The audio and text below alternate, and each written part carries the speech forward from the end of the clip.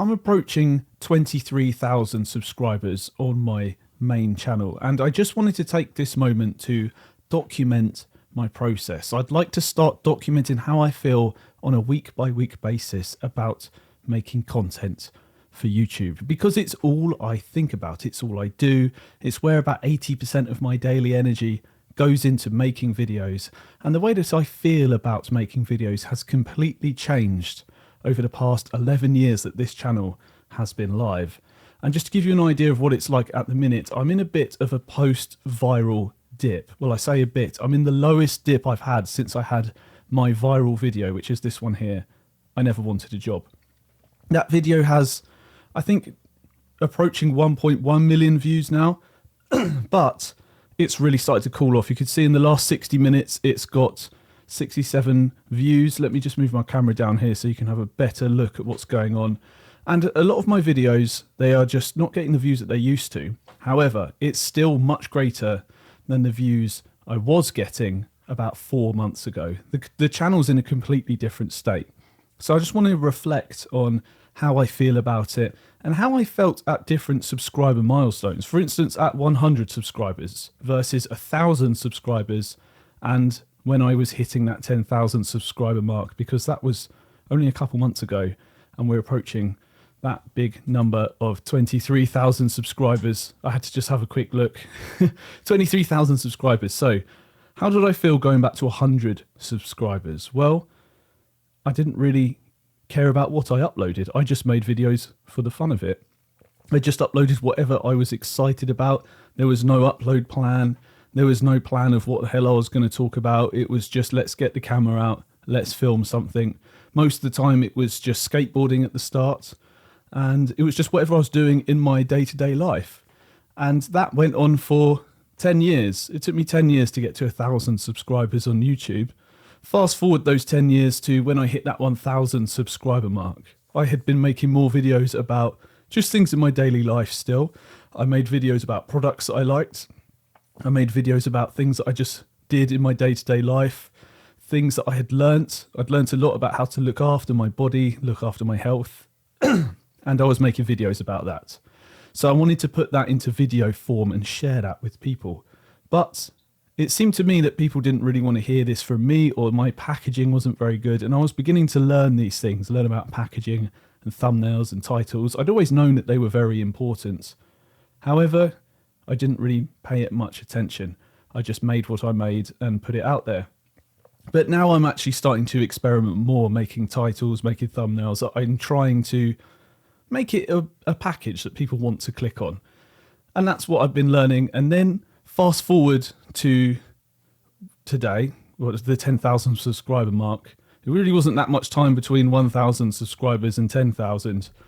I just found a format that people did want to click, and that was putting Call of Duty in the background and talking about my life still. At the end of the day, I'm still just talking about things that are just on my mind, talking about what I wanted to do going into it was just sort of tell my life story, really. I just went into it thinking, how can I express my life story, the things I think about on a day-to-day basis? And it turns that format was the one that people wanted to click on. However, things have slowed down, and I've been really ramping up, because I've been so obsessed with it. I've been really ramping up my research, learning about packaging, thumbnails, scripting. How can I script things that people actually want to stick around to the end? Because maybe about 20% of people actually watch the videos to the end. So it's not that many people actually are interested in what I say throughout the whole video. So that's something that I'm trying to learn as well. But it's become this pressure, because it's become my life is basically, I want this to work.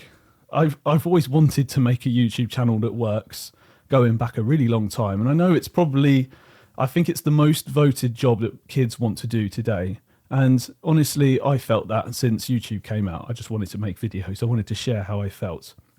And I just desperately want it to work deep down.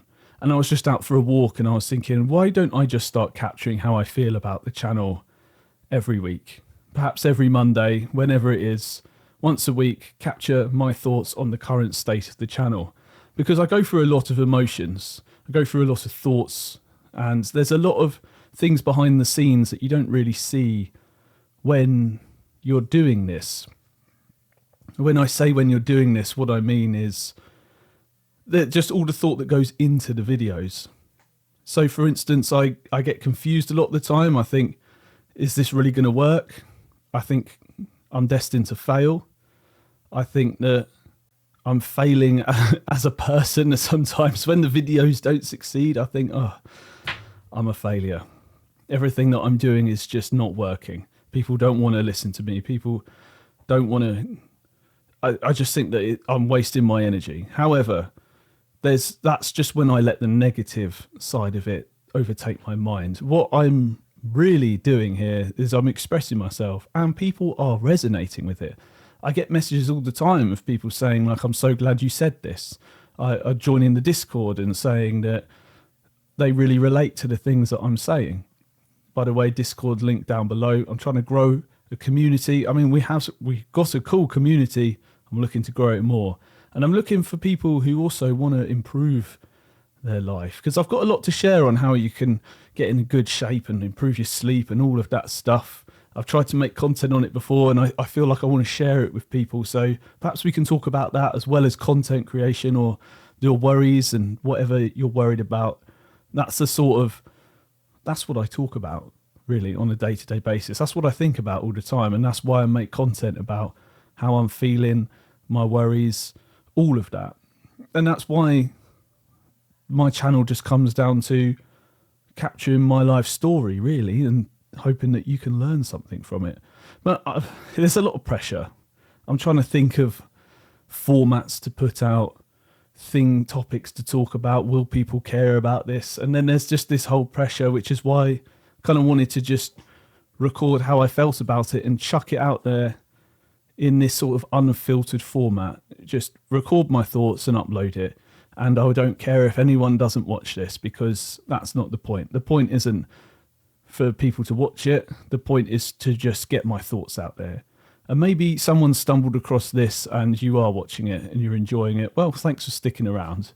I'm going to try and share what I've learned about YouTube so far, share my feelings as a content creator, as someone. I like to say that I am actually a YouTuber now, because not only is 80% of my time dedicated to YouTube, my thoughts, probably more than 80%, but I've earned some ad revenue from it. So perhaps I can say I'm a YouTuber now.